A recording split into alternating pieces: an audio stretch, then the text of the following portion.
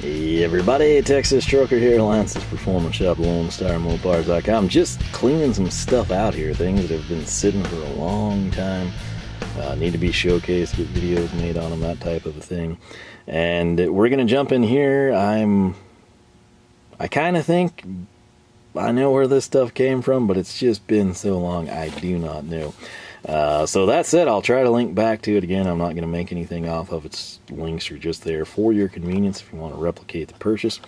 We're going to get started right here. This is from Astro. It's their part number 2181. This is an 8-piece double-cut carbide Rotary Burr set.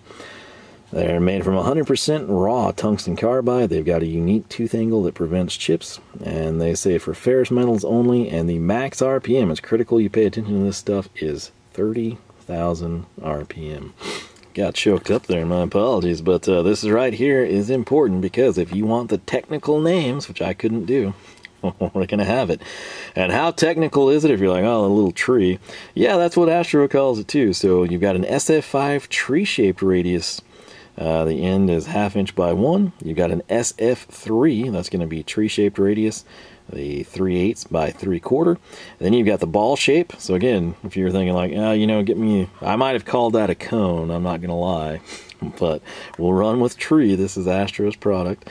So you've got a 3/8 ball shape, you got a 1/4 inch ball shape, and then right here your SC1, SC3. Those are going to be the next in line, 1/4 by 5/8, 3/8 by 3/4. Those are cylindrical radius. And then your end pieces here, if you note where these kind of have the rounded corners and these look 90 degrees off, you got SA3 and SA5, 3/8 by 3/4 and 1/2 by 1 in the cylindrical shape. And you think, hey, open that up for us, let's check them out. There we go. Did I do that when I had to go hack something up into the trash can? No. The reason that is open is because I've had to use these. It's one of those things, I brought these in for a specific reason and we went to town. So this is the case. It's not the most like awe-inspiring thing. I do love the color. I like that it's got the clear, easy to see label. It actually includes that here, your set of contents. So let's say like you buy this and you're like, I don't know what I'm going to wind up using. I just need an assortment, and you wind up using this guy right here. This would be like the, let's see if we can figure it out. It would be SC3, cylindrical radius, 3/8 by 3/4. Okay, so if this turns out to be like perfect, you know, maybe you're porting old cast iron heads, maybe you got to hog out some holes somewhere. If this was your dream and everything else, like this is just too big, that's too small, whatever the case may be, if this was the bee's knees, it's what you're going to wear out first, and it's what you can then take that information and be like, hey, you know, I need to replicate and just buy this one. So that's where that is nice. Again, the assortment, you never know what you're going to run up against, what you'll be wind up working on. It's just kind of like a friction fit type of a thing. But we're not going to spend a ton of time on these. I'm trying to think which ones I was using the most so we can examine some wear. I'm looking for the ones that would have signs of tear on them. And, knowing me, it was probably this guy, but it looks mint. These, again, should have pretty long life, sort of depending on what you're doing with them. But, dadgum. Yeah, I know I hogged holes out with these, but I'm spinning these around, and everything I look at is, like, brand new still looking, so... Yeah, I guess I can't really update you on that front, but there's a better look at the 8-piece set. And, yeah, so... There's probably, again, it depends what you're going to do for like DIY, weekend warrior type stuff. I think these are totally fine. It's a great gateway. Again, you'll find out what you can use for what you're working on. You might find that, hey, that little tiny ball thing, I never thought of this, but it works great here. This is sort of just like an introductory set type of a thing, kind of get you going, see what you wind up using. The price is good, and so far, haven't used them a ton, but I do have a couple of jobs, one in particular. And just kind of cleaning up, hogging some holes out. They did a fantastic job for me. So once again, though, the 30,000 RPM, pay attention to that. You know, if you're spinning that on a little hand drill, you're probably fine, but if you get up in like some high-powered die grinder, it is important that you do not exceed the set RPMs.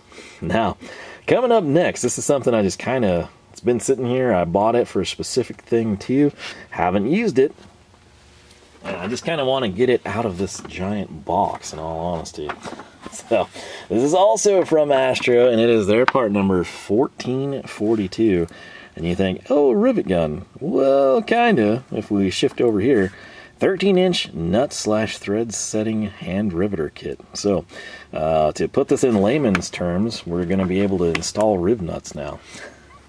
So you're in there and you're like, nut, thread, what? Yeah, RivNut. Let's roll with that, right? So, this 13-inch... obviously, is the gun right there. But you get 3-piece metric and 3-piece SAE mandrel nose piece sets and Rivet Nut assortment. Obviously, SAE, metric, and then you got tons of bags with the assorted pieces in there. If this is something you're going to be using a lot, maybe you come in and on the weekend you do fuel lines or cooling systems or something, you route, heck, even AV cables, or you hide and conceal harnesses, and you're underneath the vehicle and you're doing frame rail stuff, and you're like, man, I wish I had more places to mount this stuff. You can shoot RivNuts in, and if it's fabrication purposes, it might be like furniture, whatever. If you're needing to basically take something weird and put thread in it, this is a way you can do it. Particularly, stuff that's kind of hollow in the middle, or, not solid, if you will. So, I'm kind of excited about this because I've used RivNut guns in the past at friends' places and they sucked. I don't know if this is going to be any better, but it was at least a toolless design. And, what they mean by that is essentially we should be able to change the heads. So let's say that we're doing 3/8/16 and we need to go back to 1/4-20. It's not going to be like super cumbersome, so we'll have to feel that out because obviously I've not used this, but that's the intention. Allows for easy changing of the mandrels and nose piece by hand. Disassembly of the tool is never required. Unique spring-loaded inner hex sleeve automatically locks the rotation of hand-installed mandrels. It's got a patented structure, increases power and leverage. So we're going to flip this around now. And this is important because this is the contents. This will let you know if this is going to work, if you need something larger, something smaller, or if there's pieces that might be available that you need. So, what's included? You get 6 interchangeable mandrel nose pieces, and you get 3 metric, 3 SAE. So what are they? That's the big deal, right? So M5, 6, and 8. If you needed something smaller or something larger, you're going to have to shop around. Maybe Astro has those available standalone. Maybe they don't. Maybe it's too large for this gun. Maybe it's too small. Whatever it might be, pay attention to that. Now, if this is what you're needing, if you need M6 stuff, if that's what you primarily plan to use, you're home free. You just have the added benefit of having 5 extra pieces.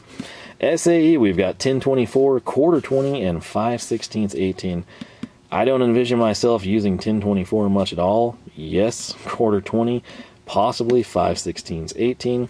In addition to those 6 kind of tool cases, if you will, for your manual nose pieces, you're going to get 10 RivNuts in all 6 of those sizes. So M5, 6, and 8, 10/24, 1/4-20, and 5/16/18. Now, if you want to run like 5/16, but whatever you're doing has to be fine thread for some reason, you need the -24, take that into account, but at least you'll know, like, hey, if I can find it, it should fit, type of a thing, right? So specs, if anyone's curious, overall weight 2.43 pounds, again 13 inches. The max working stroke is 9 millimeters, effective working is 7, and arm force multiplier is 30 millimeter. So let's see if we can crank this thing open. I'm very excited actually about finally getting this thing like, again, out of the box and then just ready to be used. It's been with me for quite some time. I've had to hop multiple toolboxes. It's just sort of been a journey for the little guy, I'll tell you. So let's open it up and throw that down. Which side do we want? Very cool. They've got a label here. I love the color of this case. Very bright, very bold, and you'll note it's a different sort of more of like a royal blue than this one. But 1442, they've got the part number labeled just like we saw there. But what's important to us is taking a look at the carry case. So on the back side here, it is just blow molded. There's not a hinge. So if this is a situation where everything's confined in the bottom and you're like, man, you know, I just want that open and exposed in my box, you're going to manually cut that. There's no hinge to punch out. Also the latches, I've never used this, never opened it, and you can already sort of see where, particularly, I guess that side has it too, but like where you see blue plastic turn white, that means, hey, there's some force there. You're having to kind of like extend out and bend it to its will. Not sure if you're going to travel with this or open and close it a lot. If I'm opening and closing this and it's just stationary in a box until I pull it out, I probably leave these loose. Why? The more times that goes open and shut, the quicker they're going to break. Now here's the big reveal. So top side is just absolutely 100% open. You've got warranty registration. You've got what looks to be pretty nice instructions, particularly after coming off of that Klein angle meter. So there we are. Nothing too crazy by the looks of it. Looks like it does include that wrench. Right here, I do like that the bags are at least labeled. Alright, that'll help you out. Obviously, you can always take your fastener that you've got and spin it in, make sure it fits. These are actually labeled quite well also. Case in point, you can see that M5. I'm more concerned with like this stuff. So in this instance, we've got 1/4 20. And right here, we've got 5/16 18. And I guess that means nothing is installed currently, which I guess that's a perk, right? Now, the big deal is this. It's super frustrating. Let's say that you're only going to use 1/4 20, okay, and you just had to buy it as a kit, or it was cheaper as a kit. If there is not enough space for the tool to fit back in the case with one of these head pieces installed, that's a major L. And I hope Astro had the foresight to think of that. I'm pretty confident that they did. There did seem to be a little extra real estate there. But let's pull this sucker out. So, here she is. Pretty nice grips right there, I'm not going to lie. Again, this is something, these space constraints could be an issue for you. If you're planning like using this up under a dash frame or something, it might be a deal. The dash frame has to come out of the vehicle for you to have full stroke or easy articulation of it. But yeah, you got the tension, you got the part number there. Seems like a decent quality initially. Like in the one that I used previously in life was junk. I hated that thing. Here's the stupid little wrench. You know those are always problematic. But again, if you're going to only use M6, set it, forget it, and you just have this as stuff as a bonus. Now, I mentioned to you, like, make sure, you know, like, hey, what if you needed a different size, or what if you needed 3/8? Well, in my case, that's exactly what I needed in this particular example. And so they had one available, and that's honestly the reason I went ahead and bought this kit. Most of the time, I would actually probably use 1/4 20. But for this particular thing, where something's popped out, I need to replace it, I'm going 3/8 16. I love that that is etched there, right? You know, like integrated into the mold, and it's on every side. You can't screw it up. This is just like opening Sandvik stuff. So we'll slide this out. We've got top piece in there, and then we've got this little guy right here. Let's see if I can get this guy. I don't know if that's a collar that we need, or if that's just kind of, I guess that just seats this thing. If that's something we need, that's going to be a, there we go. I can say if you have to get pliers out every single time for that, that's going to be stupid annoying. So we'll see how that goes. Again, obviously I've never used this. I don't know what I'm doing or what we're up against. But like I said, they do have some sizes available. You want to cash in on that, and you think, well, hey, that didn't have any 3/8 16, you know, rib nuts in there. That's why I did this. True story, I don't plan to use the metric stuff, and I think they have a metric kit. It's been so long since I bought, I legitimately cannot remember I think they had a metric and SAE. It would just be in a larger deal. But if you cannot see what's going on here, we got 3/8/16, so that's up here. You don't get a ton of them. Then you've got 1/4-20 in this big compartment. You've got 5/16-18, 8/32, and you've got 10/24.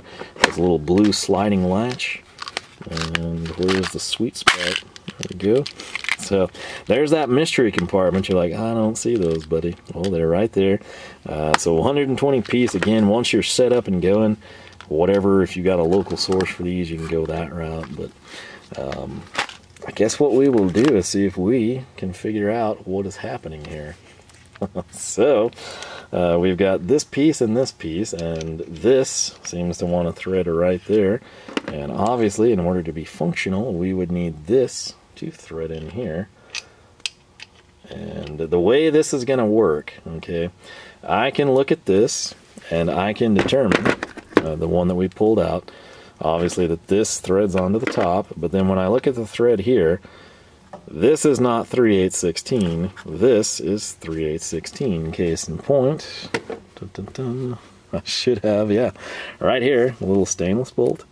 And if you can tell anything, you can tell, like, hey, that's lining up good. So what we will do, that's what we should have done moments ago when this was open. I'll grab the 3/8/16 RivNut, right? And if we rock this sucker in here, you can see that that's spinning on beautifully, right? We can thread it all the way up. This is a shoulder bolt, so we don't have, you know, thread all the way, but you get the idea. We've now run the stainless bolt into the RivNut. Same thing here. This would be your install tool. We've got this guy, and just like our stainless bolt, it fits the 3/8/16. That tells us, just by sheer process of elimination, that this end is probably not going to get jammed into the tool, right? At least that's the way I'm looking at it. So we will come in, and I guess we will thread this other end down into the barrel of our RivNut. And that's spinning this piece down here with the adjustment knob. You can kind of see that. So we've hit that pay dirt. And then right here we've got this piece which will slide over and turn in. And yeah, that's where that little cumbersome little wrench thing would come in. And we've got this thing set up somewhat. So what I'm actually going to do realistically is look at the instructions, because again, it was a long time ago that I used the RivNut gun, but that's a win. That's the huge deal. This is what I told you. If this is all you're going to do, 1/4-20, M5, whatever, if it did not fit here and you had to literally take it out every single time, it would suck. So with this, they at least had the foresight to engineer that in. What I'll do is do a quick once through over the instructions and kind of try to walk you through the process. If you want to see this thing used, I guess I'll record it in the RAM Revival. And then past that, I think I'll be using this a lot. So in the past, I've just kind of, you know, done other things, you know, like self-tapping screws, you know, and this is just much cleaner, and I'm very excited about it. So what I'll do, read the instructions, see if I can figure this out, and then we'll come back and I'll sort of walk you through the process. Alright, so I'm not 100% sure on this until we play with it, but basically, with 3/8/16, you thread in the mandrel, and then we've got our little nose piece there, tightens it down. In the case of the RivNut, you got to think, you know, like this will be going into your frame rail or hole or whatever it may be, so you want this flange out. And I guess the trick, if I'm remembering correctly, is you want all, see how that thread extends past there? You want this thing fully exposed so it doesn't deform. And basically, if we had somewhere to put this thing, we would come in, we would apply leverage, and we would pop it off. And then essentially, like let's say that this is stupid tight or something, this knob down here, if I were to hold this, pay attention to, let me try and get you where you can see it. See the black threads there? With me holding this, see how the threads are turning? And, well, eventually, my apologies, this is a weird angle, but what I'm doing is turning this adjustment knob right there, and that allows me again to basically extract that from its installed position. So yeah, like I said, it's something I'll have to play with, make sure that we kind of know what we're doing, but I think that's the crux of it anyway. And with this deal, again, the big selling point to me was it had sizes I would need, plus it could handle the 3/8/16, which I wanted. The stuff is pretty easy to find anywhere that stocks Astro. Obviously, again, if you got local suppliers, I'm sure that stuff would work too. The thing I can tell you is the additional sizes that are available. Obviously, the 3/8/16, that's what we picked up. 1032 and 832 are also available. So let's say like this is bolts, it's too big. You're interested in the 1024, but it's like, yeah, that's kind of pushing it too. 1032 and 832, 832 in particular. You know, it just really depends what you're working on, what you're trying to accomplish, whether you'd be using something more of like a traditional screw or, you know, have a full hex head type of a thing. Sadly, there's not like a good spot for these. That would have been cool, but then I guess people would be like upset because they didn't get everything. In my instance, like since I'm not, I mean, I might wind up having to use those, but like let's say, dadgum, if, you know, like I wanted to just keep this stuff off to the side, I could easily put those other two SAE pieces and then just hopefully always keep tabs on where this stuff was. But yeah, it's a nice interchange. I love the way they did these. They're stamped very well. Obviously, you'll always want to keep this stuff matched together. So in the case of this, if you're not using 1/4-20, put it back together so you don't screw it up. And once again, remember, you can always use the RivNuts to actually verify, you know, like the thread is correct and everything before you install them. And additionally, something else we haven't mentioned clearly in this case, you know, you're either A, going to have a hole and you're replacing one, or B, it's a situation you plan to do something new, a virgin install. You'll need to drill a hole, obviously 3/8/16. Not going to happen. You would need to factor in the size of that RivNut housing, so you might need to mic that, dial it in, figure out what drill bit would be best. But yeah, this is going to be a nice little setup to have in the arsenal. Again, the first time I plan to use this will be on a little piece on the core support of the truck. We'll see how that goes. And then it was something I had looked at for a long time, and I was like, oh well, you know, self-tapping screws are fine. And self-tapping screws will do a lot. You know, they'll hold, you know, aluminum fuel line, they'll hold old steel fuel lines and brake lines and everything. They'll hold some of the fancy, you know, like AN type stuff. You know, if you do like a double clamp, you know, in line and return or something. But then you kind of get to certain brackets or like a fuel pump or something. It's like, yeah, self-tapping, you can ratchet it up and get a huge size on there. But it's a little cleaner if you've got, say, 1/4-20 bolt holding it in. You just come in with a 7/16 wrench up behind your fuel pump and spin it off. So that's kind of what this is. This is sort of like an upgrade for me, and it's something, like I said, I've not used a ton, particularly this. We've never used it, and I'm looking forward to it. I think it'll be a nice addition if you do any of that type of stuff. But yeah, Astro RivNuts. It's the part number 1442. Conveniently, everything with this starts with like 1442. I do believe there is the metric assortment, if that's up your alley, and I want to say they do have the combined set. Don't hold me to that. I don't know why they don't have other metric offerings, but they do have 3 additional SAE offerings, one of which being the big dog, the 3/8/16, which is what we've got. And then again, right here, the little Burr set. Not necessarily going to be like the greatest ever, but I think they're pretty solid, and they held up good so far for light duty stuff. I think they'll be good. We'll kind of see how they evolve from there. But sadly, I've got a low battery light flashing. Did not anticipate that. And, the main thing, though, I can cut down some cardboard, clean some stuff out. I'll have this ready to use now. I can throw away this box. Obviously, we've used these before, but I had to keep the box because I'd never made a video. Now I can get rid of that. And, yeah, I'm going to try to find a good place to store this stuff. But if you have used the Astro Burr set, what do you think of it? How does it hold up, particularly compared to either A, cheap brand that was junk, or B, something that's maybe same price tier, lower, slightly more expensive, that you find to be way better than the Astros? That's always good information for people. Similarly, I know not many people probably use RivNuts, at least with great frequency. If you use them occasionally, or if you use them like on the daily type of thing with your line of work, what are you using? How do you like it? Does this style look very, very similar and you think it'll be a good one? Do you think, hey man, you should have gone with this? or you know, this is the best RivNut gun you can get. Whatever your experiences are, by all means, leave that down below to help people out. This was just, you know, something that it could do the sizes I was interested in, obviously with the expansion of the 3/8/16, and I've had good luck with Astro, so I thought, you know what, they've got that, they've got the additional pieces, they've got the RivNuts, I'm just going to go to town and make it happen. So that's what we did there. Burrs at work, I've got some really good ones, and they might be overkill for home, I'm not real sure, so I thought, well, let's go Astro and see how they perform. That's a big part of the things, you know, like you think, oh, why does this guy not have American stuff? He needs more American tools. Well, I have a lot of American stuff at work, and this is sort of at home. It's like, oh, you know, what's Germany got? What does Japan have? You know, what do the Swedes have for this type of a thing? And, you know, what's the cheapest I can go that's still functional and performs just about as good but doesn't totally suck? And similarly, you know, like what's cheap that, you know, might get me by and turns out to be junk. You never intend that to happen, but sometimes it does.